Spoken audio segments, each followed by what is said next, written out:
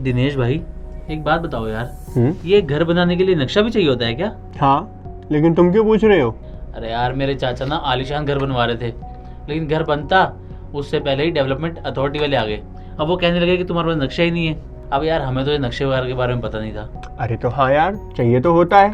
हाँ, तो तुम्हें पता होना चाहिए ना, कोई भी नई बिल्डिंग बनवाने से पहले उसके प्लान को अप्रूव कराना होता है। मैं तुझे दिखाता हूँ। યુપીના મિર્ઝાપુરમાં એક ઘર આ દિવસોમાં ખૂબ જ ચર્ચામાં છે, કારણ કે આ ઘરની ડિઝાઇન એશિયાના સૌથી ધનિક વ્યક્તિ મુકેશ અંબાણીના ઘર એન્ટિલિયા જેવી છે। લાઇમલાઇટમાં આવા તલપાપડ થયેલા મિર્ઝાપુરના સિયારામ પટેલે વગર પરમિશન અને પિલર બનાવ્યા વિના જ 14 માળની ઇમારતનું નિર્માણ કરી દીધું। નજીકમાં રહેતા લોકોને હવે ડર છે કે આ મકાન તોફાનમાં પત્તાના મહેલની જેમ તૂટી ન જાય। સવાલ એ છે કે ઘર બનાવવા માટે શું કોઈ પરમિશનની જરૂર નથી હોતી, અને જો હા તો આ પરમિશન ક્યાંથી મળશે? ઘર બનાવતી વખતે કઈ કઈ બાબતોનું ધ્યાન રાખવું? દેશમાં બે પ્રકારની જમીન છે, કૃષિ અને બિનકૃષિ, એટલે કે એગ્રીકલ્ચર અને નોન એગ્રીકલ્ચર। તેથી ઘર માટે જમીન ખરીદતા પહેલા એ જાણી લો કે તમે જે જમીન ખરીદી રહ્યા છો તે કઈ શ્રેણીની છે। નોન એગ્રીકલ્ચર એટલે કે બિન ખેતીની જમીનનો અર્થ એ નથી કે તમે તેના પર ઘર બનાવી શકો છો, કારણ કે નોન એગ્રીકલ્ચરમાં પણ ઘણી શ્રેણીઓ છે, જેમ કે residential, commercial, warehousing, IT park વગેરે। જો જમીન નોન એગ્રીકલ્ચર રેસિડેન્શિયલ છે તો જ તમે ઘર બનાવી શકો છો। એગ્રીકલ્ચર એટલે કે ખેતીની જમીન પર ઘર બાંધી શકાતું નથી। આ પ્રકારની જમીન પર ઘર બાંધવા માટે સૌપ્રથમ તેનું કન્વર્ઝન કરાવવું પડે છે। કન્વર્ઝન ત્યારે જ શક્ય બને છે જ્યારે સરકાર કે સ્થાનીય સંસ્થા તેની પરવાનગી આપે। કન્વર્ઝન વગર જો ખેતીની જમીન પર મકાન બાંધ્યું તો તેને કોઈ પણ સમયે તોડી પાડવામાં આવશે। તમારે કન્વર્ઝન માટે ચાર્જ ચૂકવવો પડશે।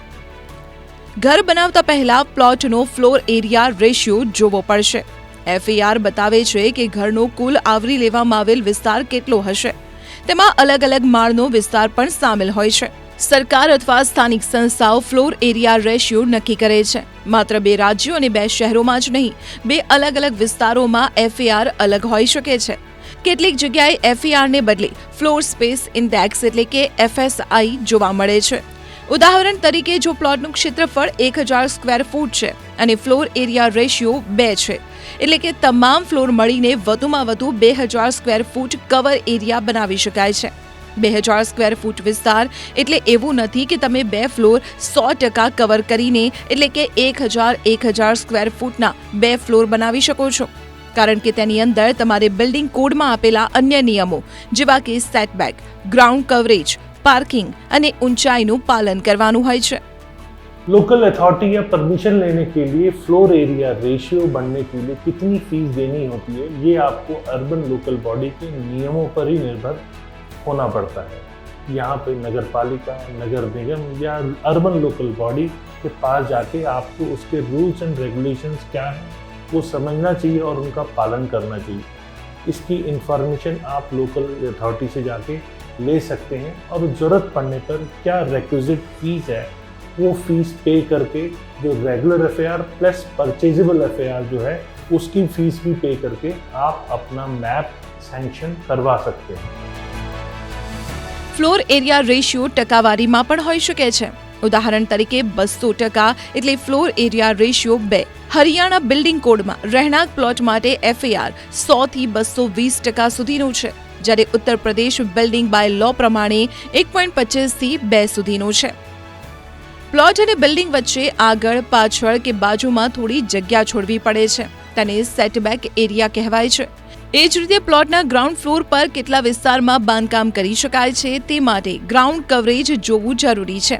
ઉદાહરણ તરીકે, જો રહેણાંક પ્લોટનું ક્ષેત્રફળ 1000 સ્ક્વેર ફૂટ છે અને ગ્રાઉન્ડ કવરેજ 85% છે, તો ગ્રાઉન્ડ લેવલ પર 850 સ્ક્વેર ફૂટના વિસ્તારમાં ઘર બનાવી શકાય છે। પાર્કિંગની જગ્યા પણ છોડવાની હોય છે। ઘરની ઊંચાઈને લઈને પણ નિયંત્રણો છે। હાઈ ટેન્શન લાઇન કે એરપોર્ટ પાસે ઘર બનાવવાની અલગ વ્યવસ્થા છે। મોટાભાગના લોકો આ નિયમો વિશે જાણતા નથી અને ઘર બનાવવાનું શરૂ કરી દે છે। ઘર બનાવવા માટે તમારે ઓથોરિટી રજિસ્ટર્ડ આર્કિટેક્ટ અથવા સ્ટ્રક્ચરલ એન્જિનિયરની જરૂર પડે છે। તે તમારી જરૂરિયાતો અને તમામ નિયમોને ધ્યાનમાં રાખીને ઘરનો નકશો તૈયાર કરે છે। તેમાં સ્ટ્રક્ચરલ અને ફ્લોર પ્લાન સહિતની ઘણી બાબતોનો સમાવેશ થાય છે।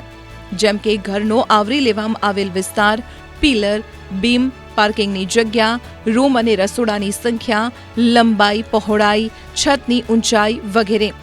આ નકશો સ્થાનિક મ્યુનિસિપલ બોડી પાસે પાસ કરાવવાનો હોય છે, જેના માટે ફી ચૂકવવી પડે છે. ઘણા રાજ્યોમાં બિલ્ડિંગ પ્લાન ઓનલાઈન મંજૂર કરાવવાની સિસ્ટમ પણ છે.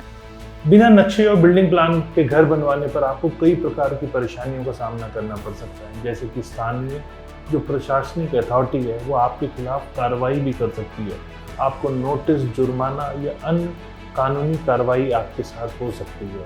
आपके पड़ोसी या निकटवर्ती ऐसे भी लोग होंगे, जैसे आपके घर के बराबर में जो प्लॉट है उनको परेशानी भी हो सकती है और वो परेशानियों पे आपको उसकी पेनल्टी भी भुगतनी पड़ सकती है. फिर सुरक्षा नियमों की अगर हम बात करें तो भूकंप या किसी भी नेचुरल क्लाइमेट में जैसे नुकसान होता है, अगर आपकी बिल्डिंग अनअप्रूव्ड है तो वहाँ पर भी आपके नुकसान की संभावना बढ़ जाती है. फिर यहाँ अथॉरिटी बिल्डिंग की वैलिडिटी और ऑनरशिप पर भी आपको रोक लगा सकती है, क्योंकि अगर आपने बिल्डिंग अनअप्रूव्ड बनाई है तो यहाँ वैलिडिटी और ऑनरशिप दोनों खतरे में है. નકશો પાસ કરાવવાનો ચાર્જ વધારે હોય છે, જેના કારણે ઘણા લોકો નકશો પાસ નથી કરાવતા. ઘણી વખત નકશો પાસ થાય છે પરંતુ તે મુજબ મકાન બનાવવામાં નથી આવતું, જેના કારણે સ્થાનિક મ્યુનિસિપલ બોડીના અધિકારીઓ કામ બંધ કરાવી દે છે. મકાન બનાવ્યાના ઘણા વર્ષો પછી પણ નોટિસ આવી શકે છે. सबसे इम्पोर्टेंट बात ये कि अथॉरिटी के पास ये अधिकार होता है कि अनअप्रूव निर्माण को वो पूरी तरह से हटा सके, मतलब आपकी बिल्डिंग को डिमोलिश कर सके. ये अधिकार अथॉरिटी के पास होता है, तो इससे आपको फ्यूचर में डिफ़िकल्टी भी आ सकती है. अथॉरिटी यहाँ पर आपको रेगुलराइज करने के लिए कई बार चार्जेस लेकर उसे रेगुलराइज कर देती है, मतलब आप पे पेनल्टी लगाती है, तो उसका भी जो वहन आपको करना पड़ता है, ये भी आपके लिए बहुत नुकसान वाली बात हो सकती है.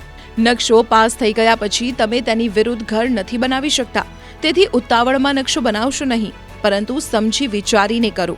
ઘર બનાવ્યા પછી તમારે સ્થાનિક સંસ્થા પાસેથી કમ્પ્લીશન સર્ટિફિકેટ લેવાનું હોય છે. બિલ્ડિંગ પ્લાન મુજબ મકાન બાંધ્યા પછી જ આ સર્ટિફિકેટ મળે છે. સિયારામ પટેલ અને ગૌરવના કાકાએ મકાન બનાવતી વખતે નિયમોની અવગણના કરી, પરંતુ આવી ભૂલ તમે ના કરતા. જમીન ખરીદતા પહેલા રજિસ્ટ્રીને લગતા કાગળો તપાસો. મકાન બનાવતા પહેલા નકશા પાસ કરાવી દો અને નકશા પ્રમાણે જ બાંધકામ કરાવો, નહીં તો થોડા પૈસા બચાવવામાં મોટું નુકસાન થઈ શકે છે. સિવિલ એન્જિનિયરની સલાહથી જ મકાન બનાવો, જેથી તે મજબૂત રહે.